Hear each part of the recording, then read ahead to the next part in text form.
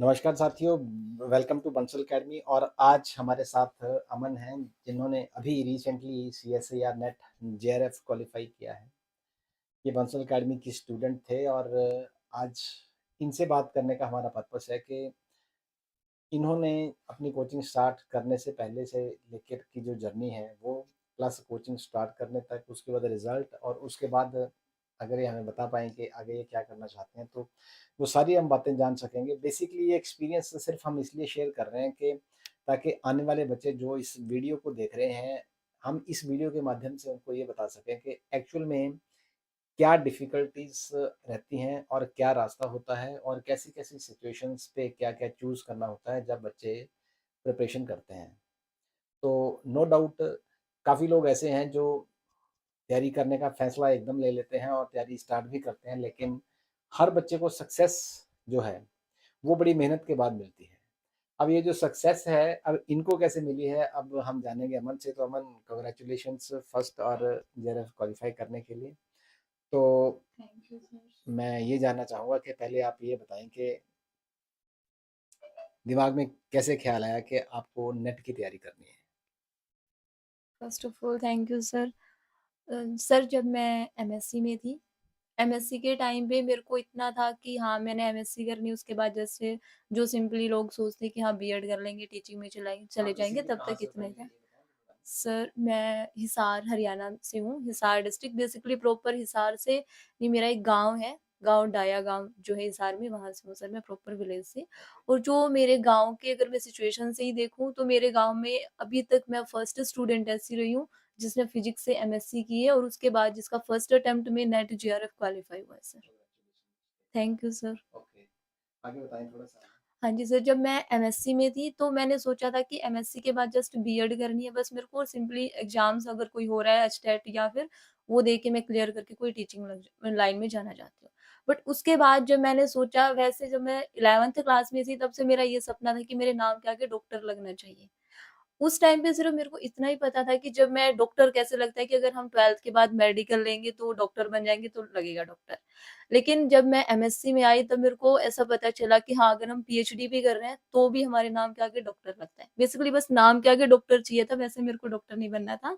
इसीलिए मैंने सोचा था कि पीएचडी करनी है, बट मैंने फिर सभी प्रोसीजर देखे, किसी टीचर से भी पूछे, जो हमारे क्लास टीचर्स थे उन सबसे पूछा तो मैंने सुना कि जब हम आफ्टर एमएससी अगर नेट जेआरएफ क्वालिफाई करते हैं, उसके बाद हमें पीएचडी करनी पड़ेगी। पीएचडी के बाद आपके नाम के आगे डॉक्टर लगेगा। तब तो से मेरे को बेसिक सिर्फ मतलब एक रीज़न ये है कि तो हम बच्चों को ऐसा बोलें कि आपने ये संघर्ष सारा डॉक्टर लगवाने के लिए किया है। हाँ जी सर, बिल्कुल। क्योंकि मेरा सपना वैसे तो डॉक्टर का था, लेकिन मेरे को टीचिंग भी करनी है। टीचिंग भी पसंद है, प्लस मेरे को डॉक्टर भी नाम वर्ड लगवाना अपना। ओके, हाँ तो जी सर। जितने भी बच्चे पीएचडी के लिए इंस्पायर कर रहे हैं, या फिर मैं दूसरी टर्म से बात करूँ कि जो लोग ये कहते हैं कि हमें डॉक्टर लगवाना नाम के आगे, वो हम उनको देख सकते हैं कि गाँव से उठ के अपनी जर्नी स्टार्ट करना और फिर यूनिवर्सिटी में जाके एमएससी करना। तो अमन, एमएससी के दौरान जो आपने पढ़ाई की, एक वो, और दूसरा हाँ आपने जी सर। कोचिंग में जो पढ़ाई की, हाँ तो जी सर। दोनों में अंतर क्या रहता है? क्योंकि मैं ये जानना चाहता हूँ कि बच्चों को खासकर ये पता चले कि तैयारी से पहले और तैयारी के बाद का डिफरेंस क्या है? हाँ जी। क्योंकि कई लोग इसको बड़ा कैजुअली ले जाते हैं, उनको ऐसा लगता है कि हमने जो किया बस उसके बेसिस पे हमारा कुछ भी हो जाएगा। सर मतलब कुछ गलतफ़हमियाँ हैं जो वो हाँ जी मतलब दूर सर। करना है। बेसिकली क्या था कि जब मैं एमएससी सेकंड ईयर में थी, तब मेरे को भी था कि हाँ, मैं साथ के साथ अगर तैयारी करूँगी, जो मेरे प्रीवियस सब्जेक्ट हुए हैं, मैं उनको पढ़ूँगी, तो मैं क्रैक कर सकती हूँ नेट का एग्ज़ाम। लेकिन जैसे मैंने स्टार्ट किया, एमएससी में जो सिलेबस चल रहा होता है, एक्चुअल में हर एक स्टूडेंट ऐसा ही करते हैं, मोस्टली 90%, मैं ऐसे सबके लिए नहीं बोल रही हूँ। लेकिन मोस्टली स्टूडेंट का क्या होता है कि वो सिर्फ़ एग्ज़ाम के पॉइंट ऑफ व्यू से पढ़ रहे होते हैं, वहाँ पे कि हमें मार्क्स अच्छे चाहिए। मैं अपना बता रही हूँ, मैं सिर्फ़ इतना ही पढ़ती थी कि मेरे को मार्क्स अच्छे चाहिए कि मैं फेल ना हो जाऊँ एमएससी में। तब तक मैंने ऐसा कुछ नहीं था। उसके बाद मैंने जब नेट के बारे में पूछा, जैसे टीचर से डिस्कशन की थी, तब मेरे को पता चला कि वहाँ पे हमें डेप्थ में भी पढ़ना पड़ सकता है, उसका बेसिक कांसेप्ट भी क्लियर होना चाहिए। अकेले अगर हम रिवीजन करके या फिर एट अ टाइम पढ़ के अगर कोई पेपर दे रहे हैं, उससे हमारा नेट क्लियर नहीं होएगा। तब फिर मैंने सोचा कि फिर ऐसे तो नहीं हो सकता, उसके लिए एक प्रॉपर मेरे को गाइडेंस चाहिए कि मतलब हम किसी कोचिंग इंस्टीट्यूट को अगर देख रहे हैं, उसमें अगर हमें कोचिंग लेनी नहीं, है। मेरा सवाल ये है कि जो एमएससी के दौरान पढ़ाई कर रहे हैं हाँ जी और सर। एक जो पढ़ाई आपने कोचिंग के दौरान हाँ जी की, सर। उन दोनों में कोई आपको डिफरेंस नज़र आया? हाँ जी सर, बिल्कुल, क्योंकि एमएससी में सिर्फ़ जैसे मैंने अभी बताया कि वो मैं सिर्फ़ एग्ज़ाम के पॉइंट ऑफ व्यू से पढ़ रही थी। लेकिन जैसे ही मैं टीचिंग में यहाँ पे मैंने स्टार्ट किया अकेडमी में, उसके बाद जब मैंने फर्स्ट क्लास लगाई, तो मेरे को ऐसा फ़ील हुआ कि मतलब जो अब तक मैं पढ़ रही थी, वो तो सिर्फ़ एक नॉर्मल चीज़ें थी। ऐसा कुछ नहीं है कि हम सिर्फ़ उससे पढ़ के क्लियर कर सकते हैं। ओवरऑल जितनी दिन तक मैंने यहाँ कोचिंग ली है इंस्टीट्यूट में, बंसल अकेडमी में, तब मेरा एक्सपीरियंस इतना अच्छा रहा कि लास्ट तक जाते-जाते मेरे को खुद को ऐसा फ़ील हुआ कि मतलब आधी फिज़िक्स मेरे को आ गई जैसे।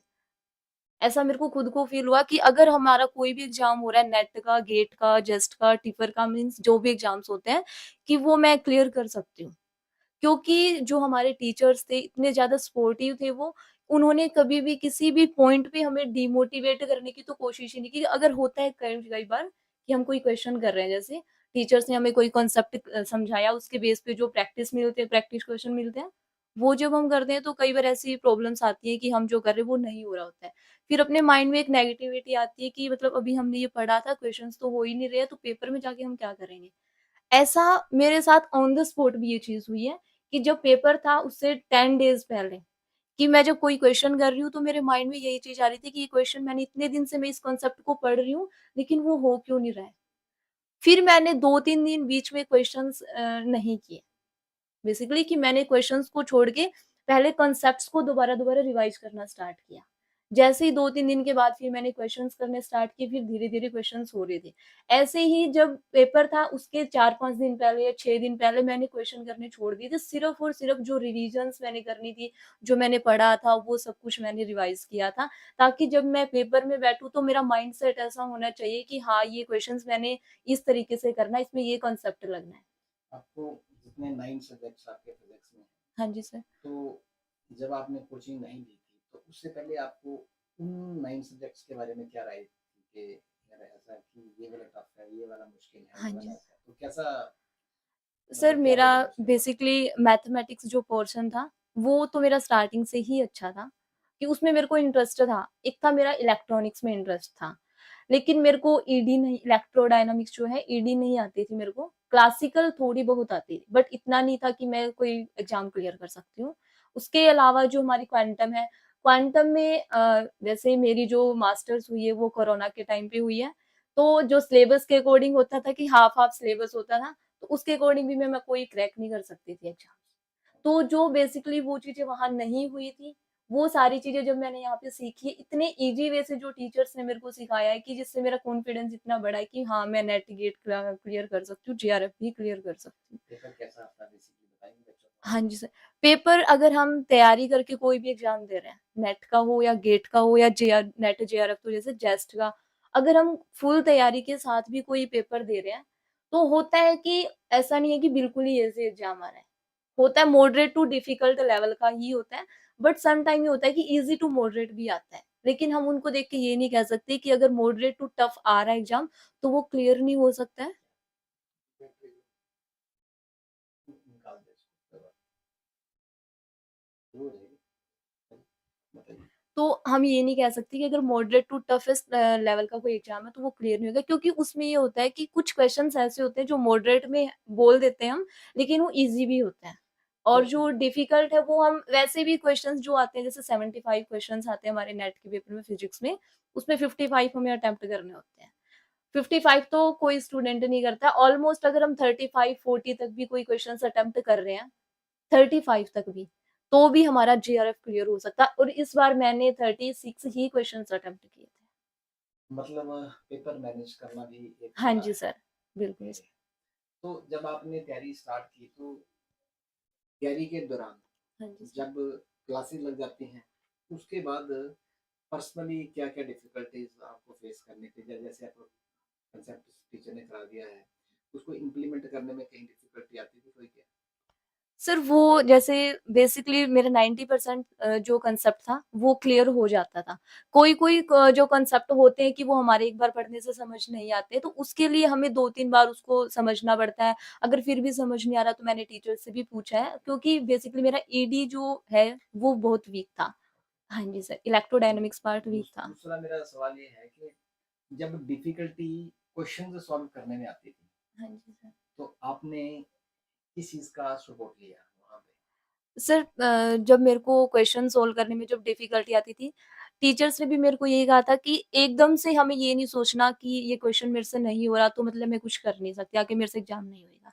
उसके लिए सर ने या मैम ने जो मेरे को सपोर्ट किया था कि उस क्वेश्चन्स को 2-3 बार एटलीस्ट ट्राई करके देखो कि ये हो रहा है या नहीं हो रहा है। जब भी मेरे से नहीं हो रहा था तो मैंने टीचर से जब पूछा था मैम से या सर से, तो उन्होंने मेरे को हर एक कांसेप्ट क्लियर किया साथ के साथ कि हाँ, ये क्वेश्चन्स ऐसे होगा। मीन्स कि मेरे को कभी ऐसा फ़ील नहीं हुआ कि मैं ये क्वेश्चन कर रही हूँ, मेरे से नहीं हो रहा और मेरे को अकेडमी में जा रही हूँ, वहाँ भी कुछ नहीं बताया जा रहा। बिल्कुल सपोर्टिव मैं कह सकती हूँ जो मेरे टीचर्स थे उन्होंने मेरे को बहुत ज़्यादा सपोर्ट किया है, जिनकी वज़ह से आज मेरा फर्स्ट अटेम्प्ट में ही जेआरएफ क्लियर हुआ है। पेपर अटेम्प्ट करना कि नेट पहाड़ के जैसा है, लोगों को ऐसा लगता है बाहर बच्चों को कि नेट बहुत डिफ़िकल्ट होता है। क्या अ, ऐसा है? नहीं सर, ऐसा हम नहीं कह सकते कि नेट बहुत डिफ़िकल्ट है, बट हम ये भी नहीं कह सकते कि नेट बहुत ईज़ी है। क्योंकि कई स्टूडेंट्स हैं तो ऐसे होते हैं ना कि वो ये सोचते हैं कि हाँ, एमएससी में हमने ये सब्जेक्ट पढ़े तो हम तो कर देंगे। इतना ईज़ी भी नहीं ले सकते हम उसको, लेकिन इतना डिफ़िकल्ट भी नहीं ले सकते कि अगर हम चाहें जितना मर्ज़ी पढ़ें कोचिंग नहीं का होएगा। बेनिफिट रहता है क्या नेट की तैयारी में? हाँ जी सर, बहुत ज़्यादा बेनिफिट रहा है कोचिंग का, क्योंकि कोचिंग पे क्या होता है ना कि हमें कांसेप्ट जो है सिर्फ़ जैसे हमें पढ़ना है, जिसके अकॉर्डिंग क्वेश्चन्स आ रहे होते हैं, वो ही कांसेप्ट हमें करवाए जा रहे हैं, उस पे डेली हमें क्वेश्चन्स करने को जो मिलते हैं। क्योंकि फिज़िक्स में या फिर किसी भी सब्जेक्ट में हम देखते हैं जितनी ज़्यादा हम खुद प्रैक्टिस क्वेश्चन्स की करते हैं ना, उससे ही हमें ज़्यादा बेनिफिट मिलता है, प्लस कांसेप्ट तो क्लियर होना ही चाहिए सर। हाँ जी सर। इतने जाने से डर लगा? सर वो तो ऑब्वियस सबको लगता है जब हम पेपर देने जाते हैं। बट इतना नहीं था डर कि हाँ, मैं नहीं कर पाऊँगी। ऐसा था कि पॉज़िटिव माइंड था मेरा कि हाँ, मेरे को करना है इस बार और मेरा हो जाएगा। बट मन में दूसरी तरफ डर भी था कि अगर क्या पता क्वेश्चन पेपर जो कैसा होगा, बच्चे कैसा नहीं तैयारी होगा। कर रहे हैं, उनके लिए क्या सलाह है? या फिर जो तैयारी करना चाहते हैं, उनके लिए क्या सलाह है? सर मैं यही कहना चाहती हूँ कि जो तैयारी कर रहे हैं या जो करना चाहते हैं, सबसे पहले तो कि अगर उनको ऐसा फ़ील है कि वो क्लास के अकॉर्डिंग जो मतलब एमएससी में है या जिनकी एमएससी हो चुकी है, अगर जो एमएससी में है उनको लग रहा है कि भई मैं एमएससी के साथ-साथ क्लियर कर सकता हूँ कि जो मेरी यूनिवर्सिटी में या कॉलेज में जो पढ़ाया जा रहा है वो इतना अच्छा है कि मेरे हर एक कांसेप्ट क्लियर है, मेरे को हर एक क्वेश्चन मैं सोल्व कर सकता हूँ। तो वो बच्चे होते हैं 1-2% कि वो कर भी जाते हैं। लेकिन उसके लिए अगर हम बोलें कि इंस्टीट्यूट को अगर किसी को करना है फॉलो, तो Bansal academy is the best academy for physics, chemistry and life science. चलो मेरा लास्ट क्वेश्चन जहाँ ये तक है, मेरा यहाँ पे मेरे को खुशी एक्सपीरियंस होगी रहा है वैसे सर। तो आप यही बोल रहे हो, लेकिन मैं चलो इस खुशी को अंदर ही रखना चाहता हूँ।